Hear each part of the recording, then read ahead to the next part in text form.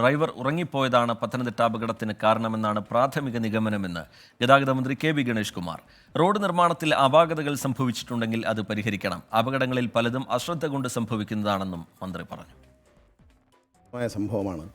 ഒരു കുടുംബത്തിൽ നിന്ന് 4 വ്യക്തികൾ ഒരുമിച്ചൊരു അപകടത്തിൽ മരിക്കുക എന്ന് പറയുമ്പോൾ ഇത് പ്രാഥമികമായി കിട്ടിയ റിപ്പോർട്ട് അനുസരിച്ച് ഡ്രൈവർ ഉറങ്ങിപ്പോയി, ഡ്രൈവ് ചെയ്തിരുന്ന വ്യക്തി ഉറങ്ങിപ്പോയി എന്നാണ് മനസ്സിലാക്കുന്നത്.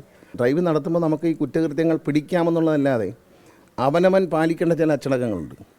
ഉറക്കം വരുമ്പോൾ ഉറങ്ങണം, നന്നായി ഉറങ്ങിയ ശേഷം വണ്ടി ഓടിക്കണം. പ്രത്യേകിച്ച് രാത്രി ഒരു 3 മണി മുതൽ ഒരു 7 മണി വരെ മനുഷ്യന് ഏറ്റവും കൂടുതൽ ഉറക്കം വരുന്ന സമയമാണ്.